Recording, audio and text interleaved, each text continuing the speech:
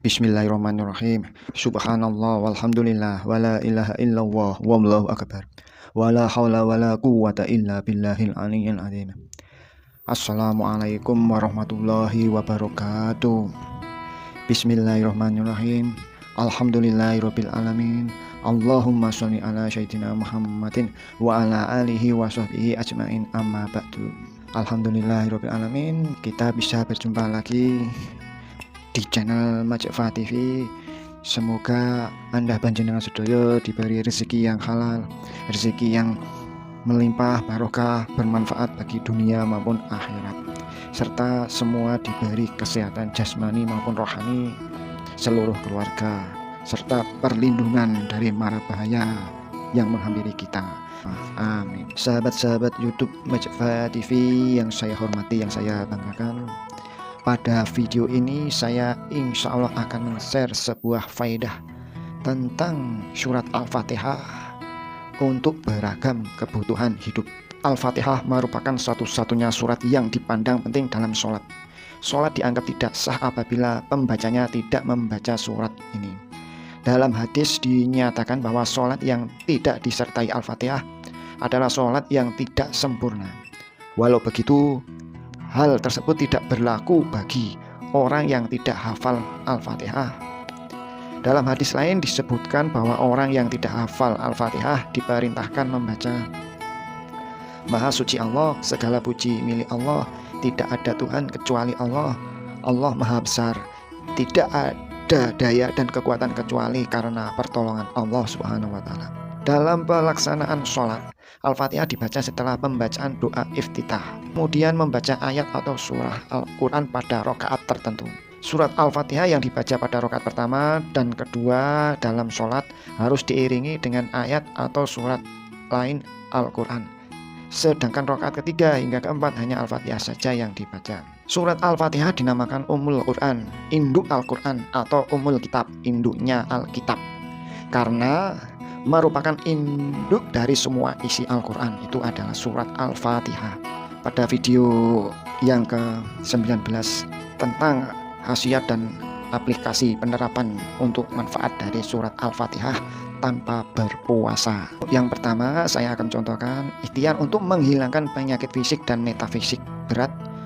Tulislah surat Al-Fatihah dengan huruf Arab pada piring putih dan suci, lalu dihapuskan dengan air yang bersih, suci, lalu baca doa.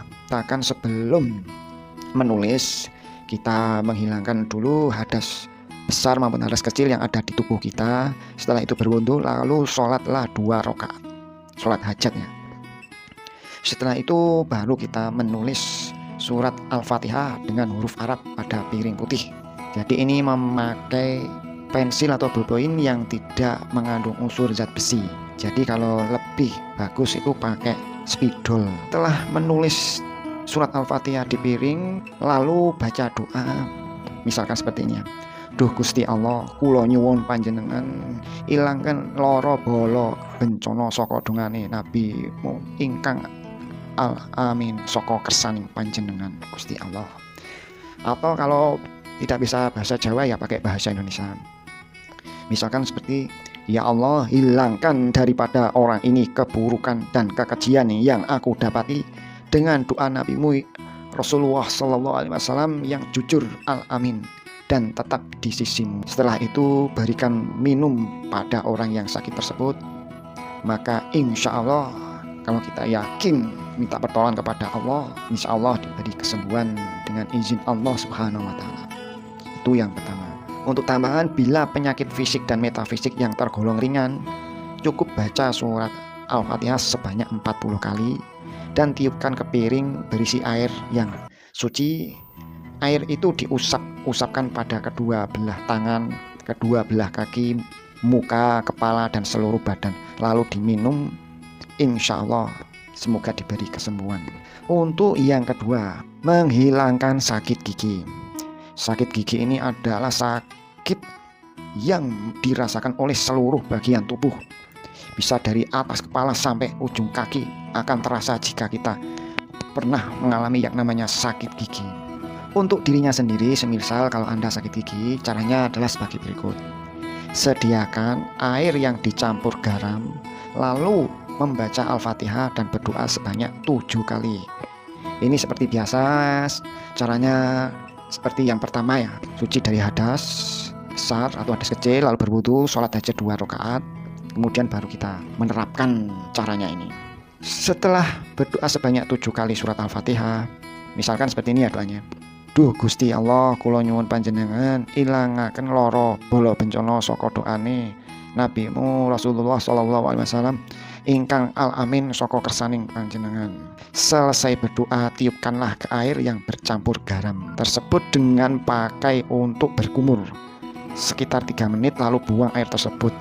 Insya Allah penyakit giginya akan mereda. Untuk garamnya jangan terlalu banyak, secukupnya saja. Diusahakan untuk airnya itu hangat-hangat kuku, dicampur garam.